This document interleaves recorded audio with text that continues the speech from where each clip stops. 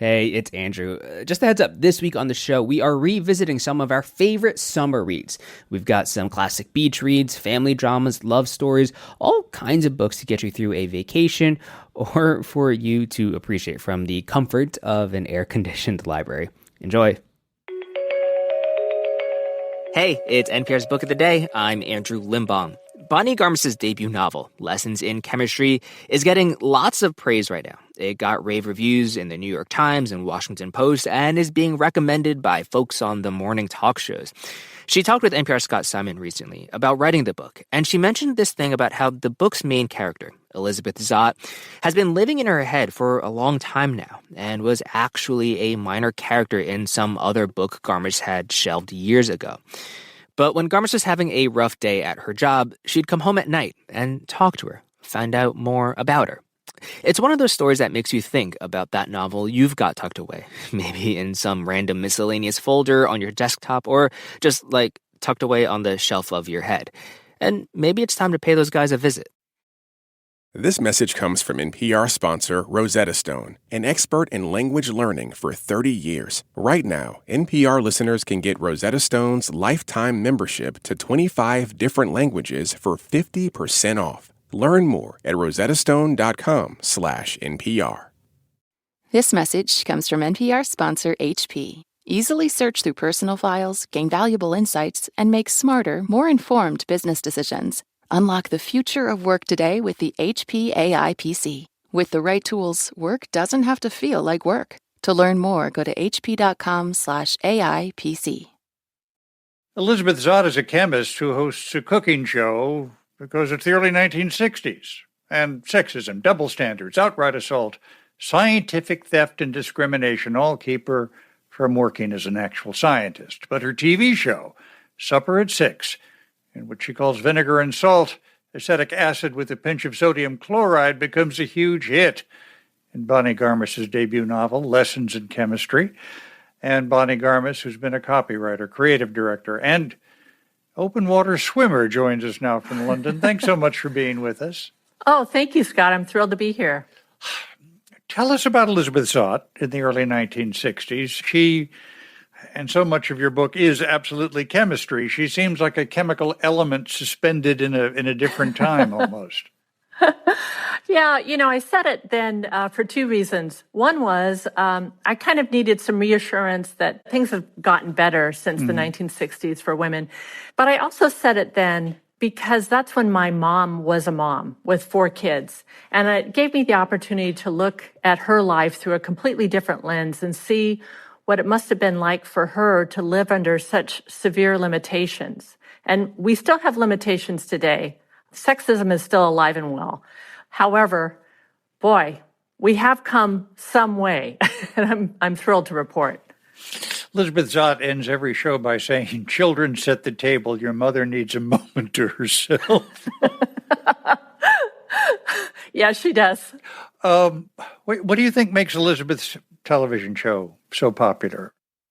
I think what makes her show popular is that she treats her audience with respect. Mm-hmm. These women at home were often dismissed as average housewives or plain Jane's average housewives. They were just average. Mm-hmm. And in fact, they were women just like women today that had plenty of dreams and ambitions, but they couldn't aspire to very much. So when she took them seriously, it was like they were reawakening and they were starting to remember who they were too. Mm. She enters into a relationship with Calvin, a scientist at her lab, a very eminent scientist. What chemistry draws them together? Well, true love is actually based on chemistry. There are all sorts of hormones involved, of course. But I think what really draws them together is the fact that Calvin sees her first for her mind. He falls in love with her because he realizes that she is essentially brilliant. He has probably a similar brain to hers. They see things the same way.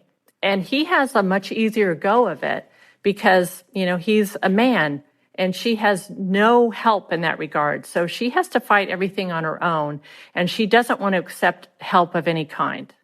When I introduced you as copywriter, creative director, and open water swimmer, mm-hmm. You must have been a great chemistry student, too. Oh my gosh, I'm so sorry to tell you that I was terrible. The last time I took chemistry was in high school. I passed, but I didn't really enjoy it. But when I sat down to write this book, as a copywriter, first, you always write about things you don't know. That's probably the best part of copywriting is you're always exploring new products, new people, new ideas constantly. And it's one of the things I've enjoyed most in that part of my career. So when I sat down to write lessons in chemistry, I knew she was going to be a chemist, and I knew I'd have to teach myself basic chemistry. And that wasn't that much fun, but I actually bought a textbook off of eBay from the 50s and learned basic chemistry from that book. Oh, mercy. I've got to ask you about 6:30, the dog. If there's a sequel, may I vote for 6:30 to be the center of attention, even the narrator? Oh, my gosh. You have no idea what that means to me. Thank you, Scott. 6:30 is the only character in the book who's actually based on a real being, and that was my dog, Friday. And Friday after the Robinson Crusoe character or another?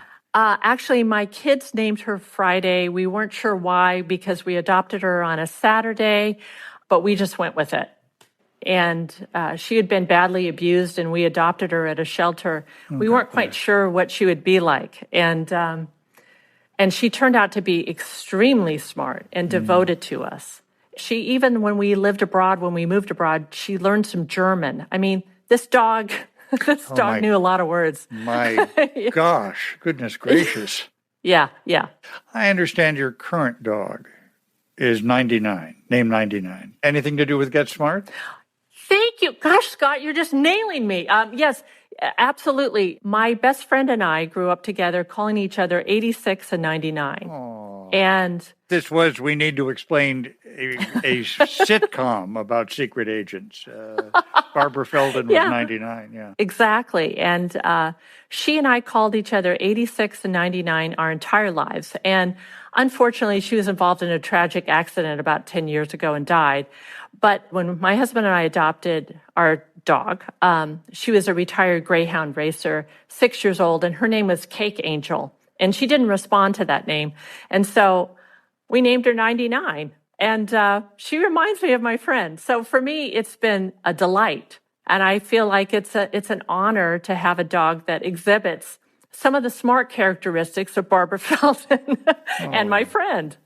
I suspect Elizabeth Zott's going to be an important character to a lot of people. But let me ask you, as the novelist, is she out of your heart and mind now? Or is she still in there? Do you still see things and wonder about how she might react? I see her all the time. It's sort of funny to talk about when you have all these people living in your head telling you about their day or what's going on or what's happening. But yeah, she definitely comes back to me frequently to talk. Yeah. Do you talk back? Yeah, I'm afraid of her, but I talk back a little bit. I always felt like when I sat down to write lessons in chemistry, it was because I'd had a very bad day at work. And I went back to my desk to work, and instead of working, I felt like this character was sitting beside me. And I didn't know much about her. She'd been a minor character in a book that I'd started and shelved years and years ago. And suddenly I just saw her, and she said, you think you've had a bad day? No, I've had a bad day. And then I wrote that first chapter, and I wasn't really sure where it was going, but I knew what was going to be the end, and that was it. I just had to fill in the entire middle part. Bonnie Garmus, her novel, Lessons in Chemistry. Thank you so much for being with us. Oh, thank you, Scott. It was a pleasure.